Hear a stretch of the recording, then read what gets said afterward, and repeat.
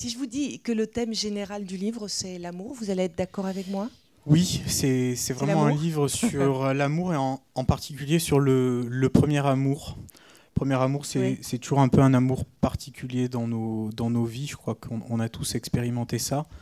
Un premier amour qui au début est souvent magique et qui, lorsqu'il se termine mal, peut être vraiment douloureux. Donc c'était ces deux aspects, l'aspect magique du premier amour et son aspect dévastateur et douloureux dont je voulais parler dans ce livre. Et on a un héros masculin qui s'est jamais remis vraiment de son premier amour. Une héroïne féminine qui s'en est pas vraiment Qui s'en remise est non pas plus. remise, non, qui s'en est pas remis non plus, qui va d'homme en homme, mais qui sait très bien qu'elle ne retrouvera pas ce qu'elle avait trouvé lors de ce premier amour. C'est aussi un roman où finalement l'amour est un peu envisagé comme une drogue. C'est-à-dire avec une dépendance, ouais, avec de la c'est ça. douleur, avec... Tous les personnages souffrent de cette maladie d'amour, ils sont tous en manque d'amour. J'aime bien cette phrase de Christian Bobin qui dit c'est toujours de l'amour que nous souffrons, même quand nous croyons ne jamais souffrir de rien. Et oui, tous les personnages, depuis la petite adolescente de 14 ans qui à un moment s'empoisonne en prenant de la morora parce que son petit copain l'a embrassé une autre fille dans la cour du collège, jusqu'à les héros et héroïnes principaux. On a ça, on a des personnages qui sont en manque, vraiment en manque de... Ça fait des ravages. Oui, parce que c'est vrai que souvent on présente l'amour comme la solution finalement à tous les problèmes. Ça peut l'être, mais ça peut être aussi le déclencheur finalement d'une spirale qui parfois nous plonge vraiment dans une douleur sans fin. Il y a un troisième personnage, il y en a plusieurs, il n'y en a pas trois uniquement personnages. Il y a deux personnages principaux qui sont Gabriel et Martin, donc on va découvrir au début, on ne vous racontera pas la fin du livre, parce qu'il y a du polar aussi, dans ce livre-là, il y a du suspense, il se passe plein de choses, mais il y a aussi Archibald MacLean, qui est le père, on peut le dire quand même, de Gabriel. Archibald MacLean, en fait, c'est une sorte d'Arsène Lupin moderne. C'est un Écossais de 65 ans qui dévalise tous les plus grands musées du monde, qui vole les plus belles toiles, les Picasso, les Van Gogh. Et au début du roman, on assiste au vol d'un autoportrait de Van Gogh au musée d'Orsay. Archibald, c'est un mélange un peu aussi entre le Sean Connery du film Haute Voltige et le George Clooney du film Ocean Eleven. Et c'est un peu plus vieux. Plutôt vers Sean Connery physiquement, on va dire. C'est ça. Et il se trouve donc que c'est le père de l'héroïne et que cette héroïne est aimée par un jeune flic français qui s'appelle Martin. Et donc on a ces deux héros, le jeune flic et le voleur qu'il traque, finalement qui vont avoir un duel et qui vont avoir le même objet de quête. On a un qui veut retrouver son premier amour et on a le voleur qui lui veut retrouver la fille. Sa fille, parce qu'il la voit, il la voit pas. Son existence. Sa fille ne connaît pas son existence. Lui sait qu'il a une fille, mais il ne la voit pas. Voilà. Il y a beaucoup de phrases qui sont. D'abord, dans tous vos romans, il y a des phrases qui sont en exergue. Là, vous venez de citer Bobin, des citations.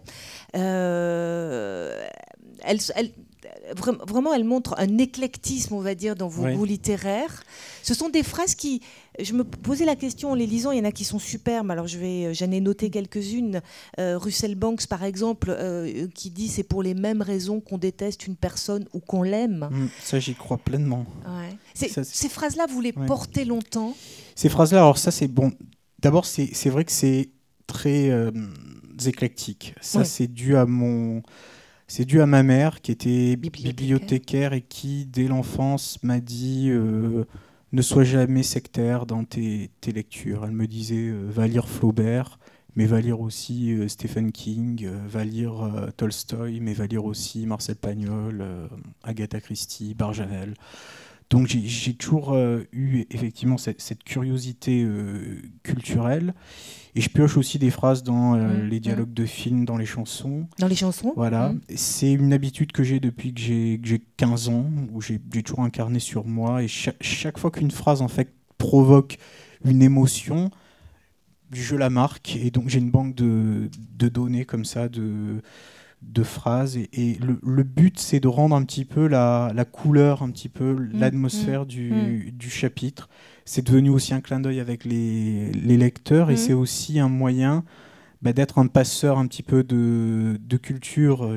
Dans les courriers que je reçois, c'est pas rare que des lecteurs me disent ah ben oui, je suis allé lire le roman dont est extrait la citation. De même que là, j'ai reçu quelques mails de personnes qui m'ont dit ah ben ça m'a donné envie d'aller visiter le musée d'Orsay. Donc ça aussi c'est mon côté prof.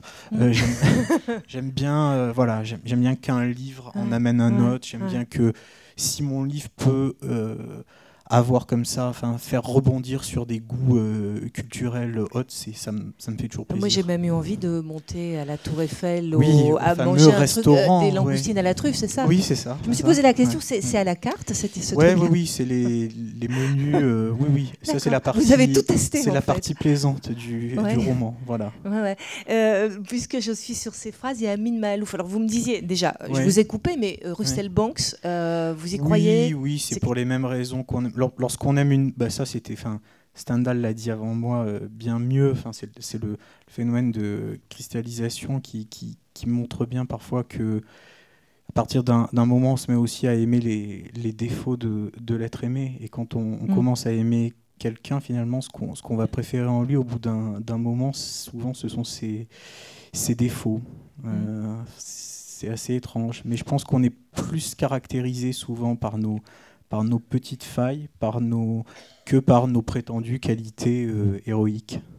Amin Maalouf, j'aurais dû avoir deux cœurs, le premier insensible, le second constamment amoureux. J'aurais confié ce dernier à celle pour qui il bat, et avec l'autre, j'aurais vécu heureux. Je trouvais ça assez grandiose. Ouais, et puis alors, ça colle. L'amour fait mal, voilà, ça colle au thème du roman, qui est cette douleur, ce ravage intérieur que peut provoquer l'amour ou la passion. Donc maladie d'amour, quête d'amour, ils sont tous en laissant malades d'amour. Cela dit, l'amour, il est dans tous vos ouvrages. C'est quand même quelque chose de très, très récurrent. Oui, moi c'est le seul truc qui me maintient un petit peu en vie. Enfin, c'est l'une des seules choses qui m'intéresse un petit peu en fait. Donc avec l'art. Alors vous avez tout réuni du coup. Oui, voilà. Parce que là vous parlez beaucoup d'art. Voilà, donc c'est mes deux Maroc. Beaucoup de littérature. Littérature, peinture. Oui, il y avait cette envie déjà de situer le roman à Paris. Ça c'est cette fois-ci, qui est une nouveauté chez moi. C'est vrai que c'était jusqu'à présent mon imaginaire s'exerçait davantage dans des lieux américains. New York essentiellement, et là vraiment je vis à Paris depuis quelques mois et vraiment chaque soir parfois en rentrant je me dis mais vraiment on habite là l'une des plus belles villes du monde et c'est bête de te priver de ce décor. Et donc quand j'ai commencé à voir cette histoire qui a germé comme ça, j'étais content qu'elle me vienne en fait dans un décor qui était le décor parisien. La première image, c'était quoi? La première image de cet ouvrage? La première image de ce livre, c'était une femme, qui était une jeune femme que je voyais de dos, plutôt blonde, qui était en train de réparer un hydravion sur un plan d'eau à San Francisco. Donc ça a commencé comme ça. Et cette jeune femme était nymphomane. Et je me suis dit, tiens, qu'est-ce qu'elle fait ici à réparer cet hydravion. Et je me suis dit, voilà, elle s'appelle Gabrielle. Et je me suis dit, tiens, Gabrielle, c'est un nom français. Et voilà, et c'est parti de ça. C'est parti de ce prénom français. C'est très, très, très bizarre, l'alchimie de la création.